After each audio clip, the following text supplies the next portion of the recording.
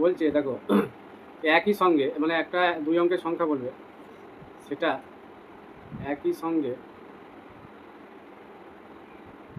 বর্গ ও ঘন দুটোই হয়।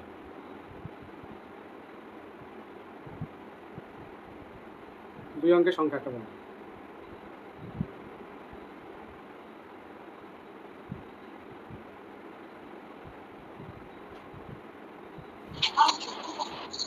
পারবে? 64 হবে স্যার? হ্যাঁ 64। ঠিক আছে। 64 মানে 4 কিউব, আবার 64 মানে 8 তার স্কোয়ার।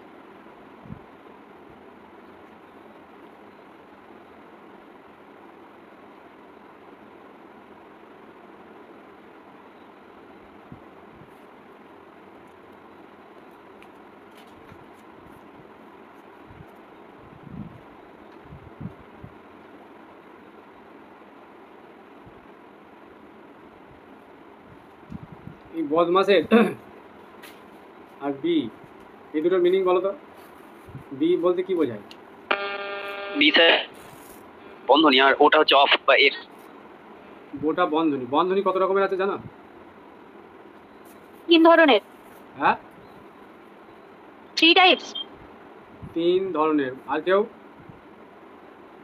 স্যার 4টা। 4 ধরনের, 4 রকম। হ্যাঁ।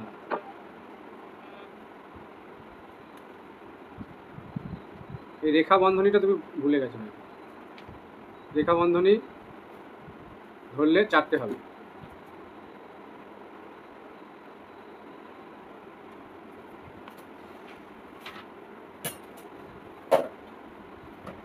নেক্সট। স্যার রেখা বন্ধনী বলতে কি বারের কথা বলছেন? হ্যাঁ ধরো এরকম আছে 2 - 3। ফার্স্টে কার কাজ হয় জানো? একটা সরল অঙ্কে রেখা বন্ধনীর কাজ হয়। রেখা বন্ধন একটা সরল কোশ্চেনে যদি সরল থাকে তাহলে রেখা বন্ধনীর কাজটা আগে হয় সর্বপ্রথম।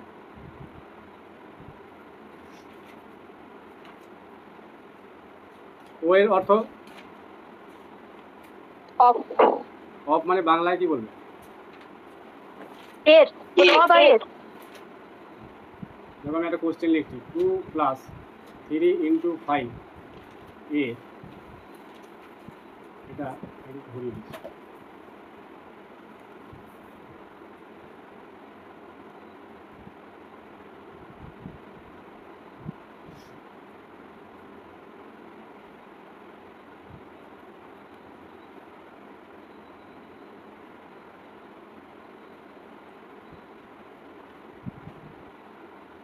কি হবে আনসার বলো তো? কি করবো? এটা তো সরল দিয়েছে। 6 হবে আনসার। আচ্ছা ভাগ করবো না আগে এটা লিখবো? আগে এর হবে। এর মানে গুণ চিহ্ন দিয়ে দেবো, তাই তো?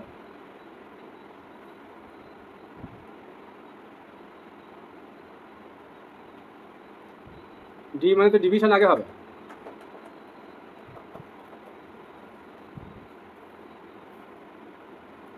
তাহলে এর মানে তো গুণ, এটা বুঝি তো নাকি? হ্যাঁ স্যার। তাহলে আনসার কি বলো ভালো করে ঠিক করে বলো। 6 হবে। তাহলে এই কাজটা আগে করবো না এই কাজটা ভাগটা আগে করবো? গুণটা আগে করবো না ভাগটা আগে করবো? কি আমরা ওরকম কথা গুণ চিহ্নটা না দিয়ে ওই 7 এর 2 ওই জায়গাটাকে ডাইরেক্ট 14 লিখে দেব। Very good. কেউ যদি এর মানে ইন জেনারেল গুণ চিহ্ন বসাতে হয় তাই এখানে আমাদের এই ক্ষেত্রে আমরা এই কাজটা আগে করবো। এর মানে এখানে মাল্টিপ্লিকেশন। এগুলো অনেকে ভুল করে।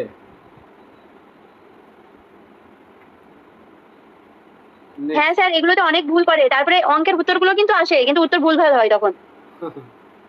অপশনে 6 থাকলেও আরেকটা হয়তো দেখো কত থাকবে 5 2 × 2। 11 একটা থাকলে ভালো হয়। 9 নয়। কি হয়েছে? কি খবর? নেক্সট।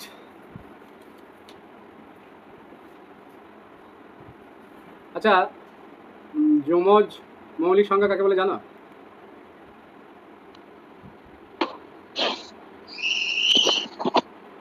Relatively prime. যমজ মৌলিক সংখ্যা যেগুলো পরস্পর পাই পরপর মৌলিক সংখ্যা যোগফল পরের সাথে 2 হুম পরপর মৌলিক সংখ্যাগুলোকে যমজ মৌলিক সংখ্যা বলে। দুটো মৌলিক সংখ্যার অন্তর হয় তাহলে আচ্ছা কার সাউন্ড একটু জোর আসছে। হ্যাঁ বাকিরা বলো। বিলকিস বলো তো যমজ মৌলিক সংখ্যার সংজ্ঞা।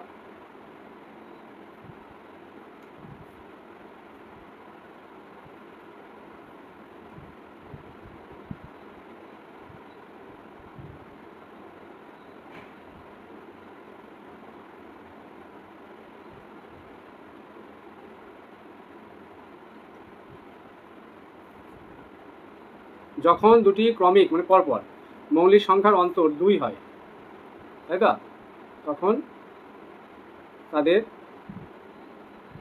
কি বলবো, যমজ।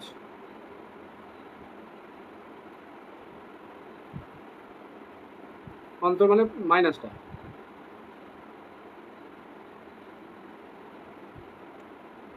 ফর এক্সাম্পল 5 7 5 3 5ও হবে, 11 13 হবে। 3 5 এই একটা জোড়া হবে। আচ্ছা 7 11 হবে, 7-এর পর 11 হচ্ছে মৌলিক, পর 7-এর পরের না মৌলিক স্যার। কিন্তু 11, কিন্তু এটা হবে না কারণ এদের ডিফারেন্সটা দেখো, 11 মাইনাস 7 বড়টা থেকে ছোটটা বিয়োগ করবে 4 হয়ে যাচ্ছে, নট ইকুয়াল টু 2। আর এই ক্ষেত্রে দেখো 5 মাইনাস 3 2 আসছে, তাহলে এটা যমজ মৌলিক সংখ্যা হবে, এটা এই জোড়াটা হবে না। যমজ মানে একটা জোড়া। ফার্স্ট টাইম শুনলে, এটা সিলেবাসে আছে, ক্লাস 5-এ আছে, ক্লাস 5-এর সিলেবাসে আছে এটা।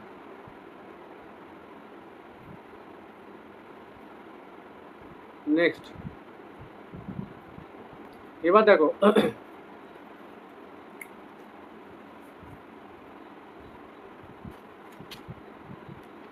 তোমাকে জিজ্ঞাসা করলো 9 দ্বারা বিভাজ্যতার নিয়মটা বলো। সংখ্যাগুলো যোগফল 9 দিয়ে বিভাজ্য মানে ভাগ যেতে হবে, বিভাজ্য হতে হবে। 9 দ্বারা বিভাজ্যতার নিয়ম হচ্ছে যেটা 3-এর জন্য যে রুলস, তাই না, এই 3 আর 9 সেম রুলস। যদি 3 হয় তাহলে সমষ্টিটা 3 দ্বারা বিভাজ্য হতে হবে, আর যদি 9 দ্বারা বিভাজ্যতার নিয়ম চাই তাহলে সমষ্টিটা 9 দ্বারা বিভাজ্য হতে হবে, ঠিক আছে। আর কোনো সংখ্যা যদি 9 দ্বারা বিভাজ্য হয় তাহলে সেটা অবশ্যই কি 3 দ্বারা বিভাজ্য হবেই।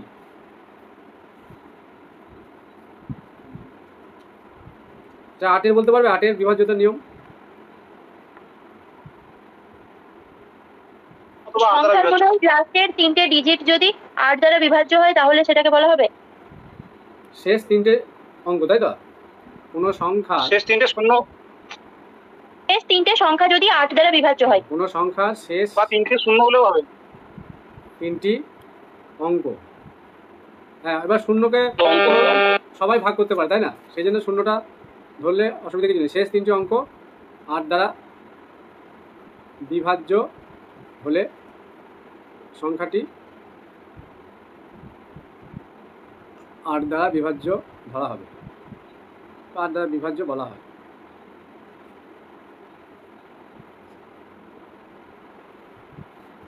ছয়ের নিয়মটা বলো। 2 দিয়েও বিভাজ্য হতে হবে, 3 দিয়েও বিভাজ্য হতে হবে। হ্যাঁ একই সঙ্গে 2 ও 3 দ্বারা, শুধুমাত্র 2 দিয়ে হলো 3 দিয়ে হলো না তাহলে হবে না, 2 ও 3 দ্বারা বিভাজ্য হতে হবে।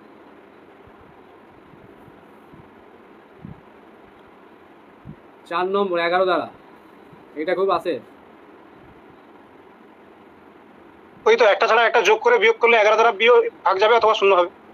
হ্যাঁ মানে আমি সাপোজ একটা সংখ্যা লিখলাম 7 6 3 0 1 4 5 9, তাহলে এই বাঁ দিক থেকে আমাদের যেতে হবে, তাহলে এর একটা পরপর বাদ দাও, 7-এর পর 3, তারপরে 1, তারপরে 5, তারপরে হচ্ছে না, তাহলে 7 প্লাস 3 প্লাস 1 প্লাস 5, তাই তো। এই সমষ্টি থেকে কোন সমষ্টিটা বাদ যাবে, এইগুলো 6 0, তারপরে 4, তারপরে 9। দেখো 7 3 10 আর 16, 6 আর 9 15 16 17 18 19, তাহলে এটা কত আসছে -3, তাহলে নট ইকুয়াল টু 11 বা 0, তাই তো, বা 11 মাল্টিপিল হচ্ছে না, তাই তো, 0 আসছে না, 1 নম্বর 0 না হলে হবে না। আর 11-র গুণিতক আসতে হবে, বা 11 গুণিতক 11 হয়, তাহলে 11-র গুণিতক যেহেতু নয়, সেই জন্য এই টোটাল সংখ্যাটা এইটা 11 দ্বারা বিভাজ্য হবে না। বিভাজ্যতার কয়েকটা রুলস বলা হলো।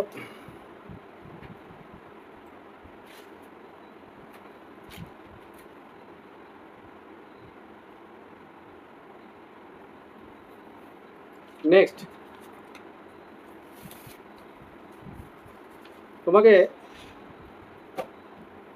দুটো সংখ্যা দেয়া হলো, এরকম দিয়েছে, বললো দুটি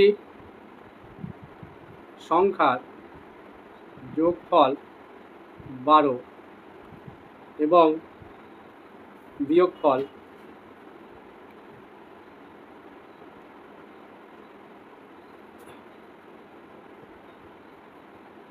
2, তাহলে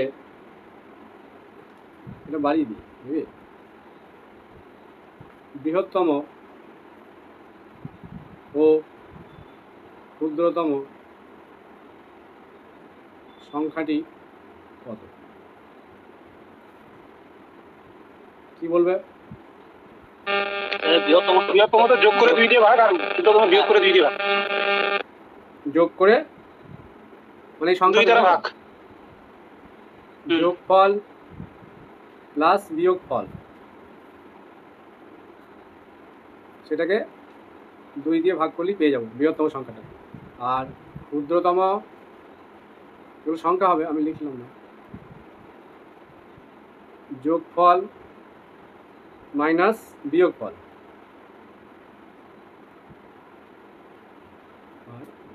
তাহলে ফার্স্ট এরটা 120 যোগ 2 ভাজিত 122 কে 2 দিয়ে ভাগ করলে কত হবে?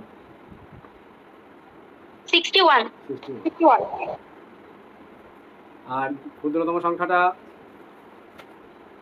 120 59।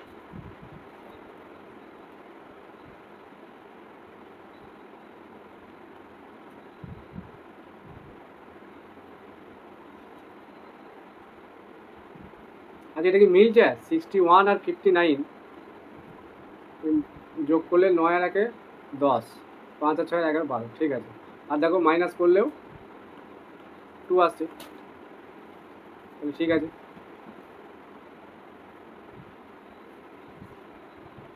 আর সংখ্যাদের গুণফলটা বলতে পারবে সূত্রটা?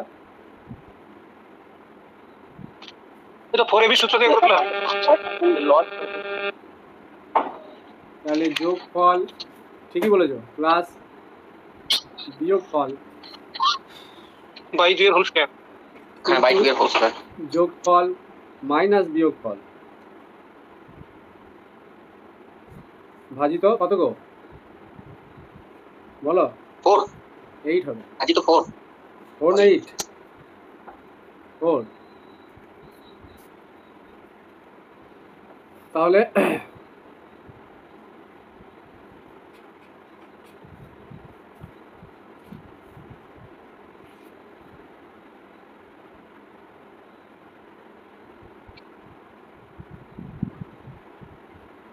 যেটা এসেছিল ওইটাই 9 করে নেবে, কোনটা আমি করছি।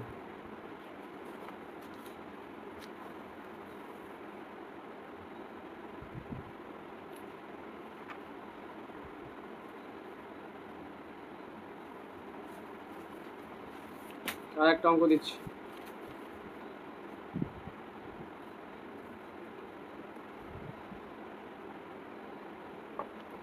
দু 2008 সালে 1 জুন মঙ্গলবার হলে 2006 সালের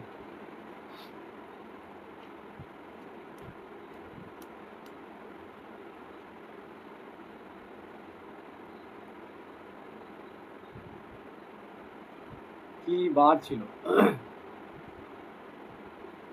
এটা তোমরা বলবে, আমি করবো।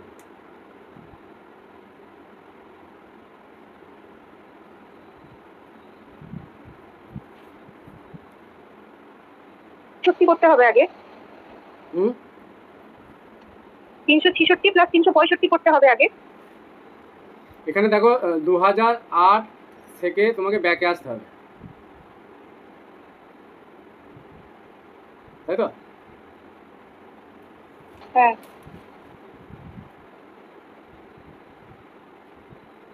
কিভাবে করো এই কোশ্চেনগুলো সলিউশন? ক্লাস 6 আমি এর সালটা কোশ্চেন। দেখতে হয় লিপ ইয়ার কিনা।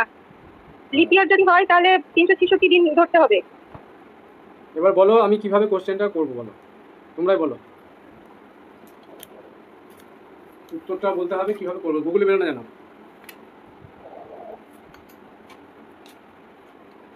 2008 থেকে 2007 আসছে টোটাল 366 দিন। 66 মানে লিপ ইয়ার তো 2008।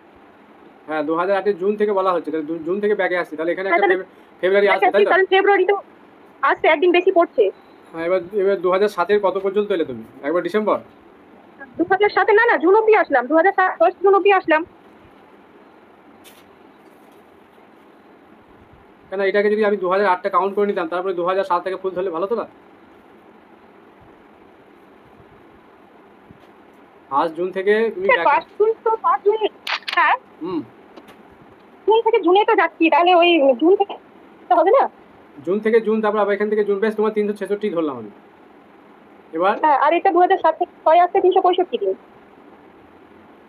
তাহলে যোগ করে দিই নাকি? হ্যাঁ যোগ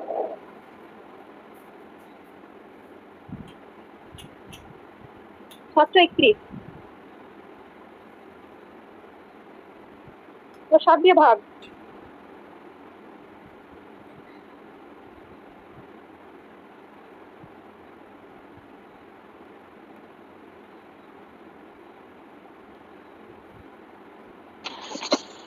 শনিবার হবে। আচ্ছা জুন থেকে জুনে ধরলে পরে একটা আরেক যোগ করতে হবে না? সোম থেকে সোমবার 8 দিন হয়ে যাবে যে। হুম শনিবার হবে কি আনসার? মঙ্গলবারের কদিন পর? 3 দিন পর, তাই তো? এই মঙ্গলবারের 3 দিন আগে। এটা তো একদিন যেতে হবে, 3 দিন আগে, মানে হ্যাঁ। শনিবার হবে। তাহলে মঙ্গল, তার আগে সোম, তার আগে রবি, তার আগে শনি, তাহলে 3 দিন, মঙ্গলবারটা বাদ দিয়ে 3 নম্বর দিন, তাই তো?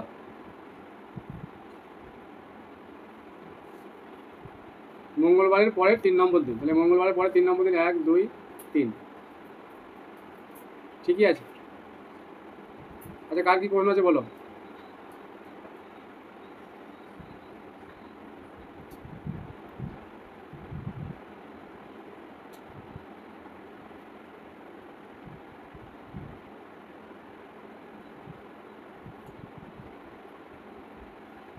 নেক্সট। আচ্ছা ডেমো কেউ দেবে নাকি, বলো কিছু।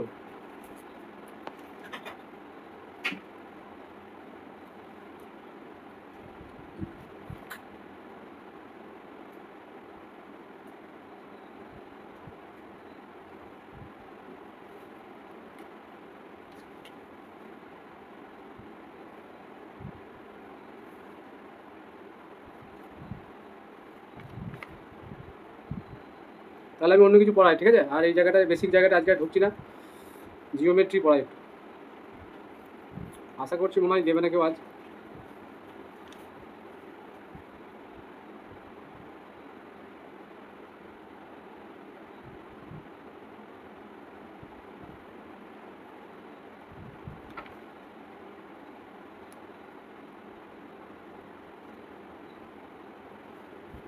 ঠিক আছে, রিমোটটা বল।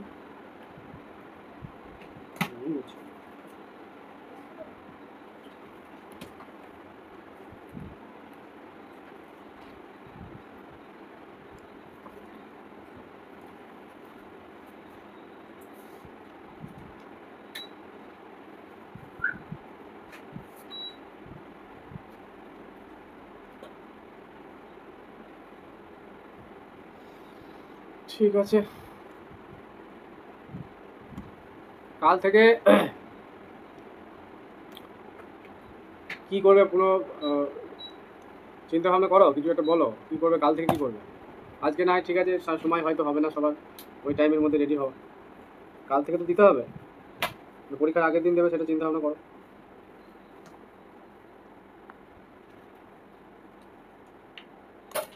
আমার কোনো ব্যাপার নেই, আমি কাল থেকে যদি কেউ ডেমো না দেয় আমি আর ক্লাস ওই শুধুমাত্র রাতেই করো, দিনের করো না।